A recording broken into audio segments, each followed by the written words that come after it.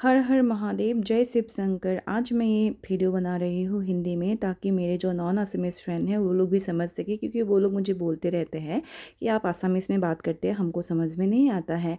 तो चलिए आज हम आपको लेकर चलते हैं हमारे असम में स्थित भीमा शंकर टेम्पल में दर्शन के लिए। आप लोगों ने ज़रूर महाराष्ट्र में जो टेम्पल है, भारतवर्ष के जो 12 ज्योतिर्लिंग है उसमें प्रसिद्ध भीमा शंकर टेम्पल के बारे में जानते होंगे या फिर सुने होंगे। लेकिन हमारे असम के लोग बिलीव करते हैं कि जो भीमा शंकर टेम्पल है वो एक्चुअली असम के दाकिनी पहाड़ में स्थित है। अगर आप लोग वो 12 ज्योतिर्लिंग का स्तोत्र पढ़ेंगे, उसमें भी लिखा हुआ है, परालंग बैद्यनाथं स दाकिन्यं भीमा शंकरम सेतुबंधितु रामेशं नागेशं दारुकावने। मतलब ऐसे ही, मैंने पूरा स्तोत्र नहीं गाया है। तो उधर में लिखा गया है कि दाकिनी पहाड़ में जो है, तो ये वाला पहाड़ का नाम भी दाकिनी पहाड़ है। और अगर हम लोग हिस्ट्री देखें तो पता चलता है कि भीमा शंकर कुंभकर्ण के पुत्र थे, और कुंभकर्ण ने शादी जो किया था वो था महाराजा बलि की पुत्री के साथ। और अगर आसाम की हिस्ट्री देखा जाए तो आसाम में एक्चुअली दैत्य वंश के बहुत सारे राजा थे, जैसे कि बलि के ही जो बहुत प्रसिद्ध पुत्र थे बानासुर, वो बानासुर भी आसाम में ही स्थित थे। ये हम आकर भीमा शंकर पहुँचने से पहले ही एक गणेश टेम्पल मिलता है, जहाँ पर गणेश जी का मूर्ति जो है ना, वो स्वयं एक पत्थर के ऊपर में ही खोदित किया गया है। वो मंदिर में दर्शन करने के बाद ही आप शिव जी का दर्शन कर सकते हो, और बीच में और एक शिव जी का मंदिर भी मिलता है। हाँ, तो मैं क्या बोल रही थी, तो ये जो बानासुर थे उनकी ही पुत्री उषा के साथ श्री कृष्ण का पोता अनिरुद्ध ने शादी करने के लिए जो चाहा था, तब बानासुर और श्री कृष्ण के साथ युद्ध हुआ था, और उसमें स्वयं भगवान शिव शंकर, क्योंकि बानासुर शिव जी का भक्त था, उनके साथ मतलब हरिहर का युद्ध हुआ था, शिव जी और विष्णु का। तो ऐसे ही बहुत सारे आख्यान इधर में हैं जो बाहर के लोग एक्चुअली नहीं जानते हैं। तो महाभारत के टाइम के अगर स्टोरी पढ़ेंगे तब भी इधर के बारे में उल्लेख है। तो इधर से यही मान सकते हैं कि इधर में मतलब उन लोगों का वंश के अंश थे, तो उस हिसाब से भीमा नाम के असुर इधर में ही शायद रह सकते हैं। तो ये हम लोग आते आते एंट्री गेट में पहुंच चुके हैं। अभी अभी फ़िलहाल रास्ता वगैरह बहुत अच्छा कर दिया है, आप लोग वो टेम्पल के गेट के पास तक ही गाड़ी वगैरह लेकर जा सकते हैं। अगर आप लोग असम में कामाख्या माँ का दर्शन करने आते हैं तो उधर के पास में ही है, आप लोग ज़रूर आइएगा इधर पे।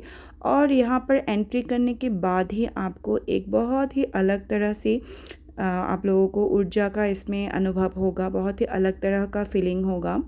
और यहाँ के जो टेम्पल है ना, वहाँ का वैशिष्ट्य है कि ये जो है ना पूरा प्राकृतिक तरह से ही ये बनाया गया है, और इधर में शिव जी को प्रकृति ही स्वयं अभिषेक कर रही है। तो और इधर में इसलिए लोग दूसरा कोई बड़ा टेम्पल इसको कवर करना, टेम्पल के आकार से बनाने के लिए नहीं चाह रहे, क्योंकि ये नेचुरली जैसा है वैसा ही उसको रखना चाहते हैं। फिर भी थोड़ा लोगों की सुविधा हो इसके लिए ये सब कुछ थोड़ा बहुत अभी कर दिया गया है, जैसे कि थोड़ा बैठने का एरिया या फिर थोड़ा मतलब ताकि शेड मिले, ऐसा करके बना दिया गया है। लेकिन बोलते हैं कि इधर में और बड़ा टेम्पल नहीं बनाएगा। और आपने देखा इधर में आप लोग आने के बाद झरने से ही आप लोग हाथ पैर धोकर शिव जी का आशीर्वाद लेने जा सकते हैं। और वहाँ पर जाने के बाद मैंने देखा बहुत सारा छोटा छोटा शिवलिंग भी है, शायद किसी ने पूजा करने के लिए रखे होंगे। और उधर में रेस्ट एरिया भी है, और सच में उधर में जाने के बाद आपको एक बहुत ही अलग तरह सा का अनुभूति होगा। कोई भी चीज़ हम लोग देखने से हम लोग का अलग फीलिंग होता है, और जाने के बाद वो एक अलग होता है। जो ऊर्जा है ना, वो आपको जाने के बाद ही उसका एहसास होगा।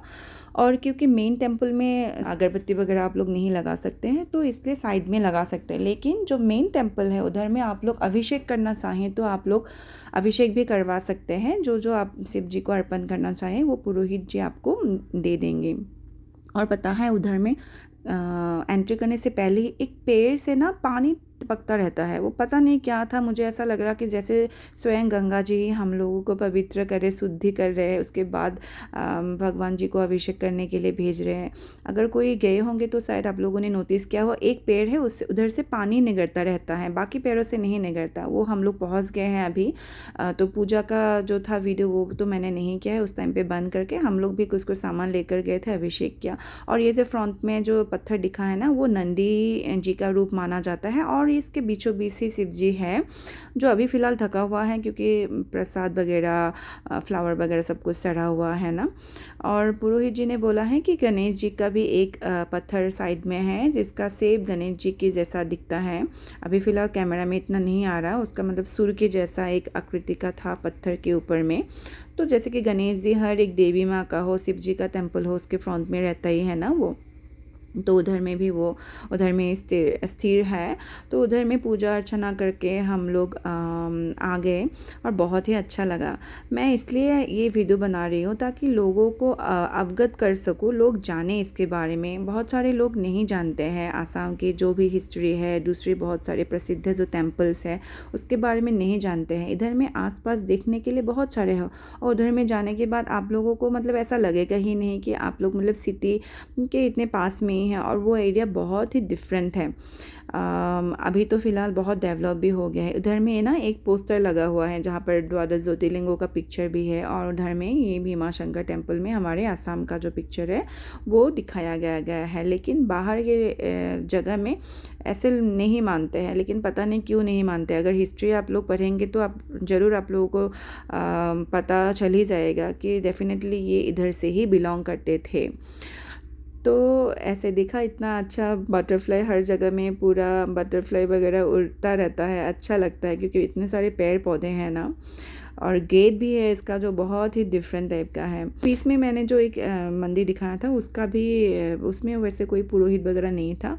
उधर में भी जाकर देखा, उधर का भी पत्थर जो है ना कुछ फेस जैसे कि किसी का आदमी का फेस हो उस टाइप का मुझे लग रहा था।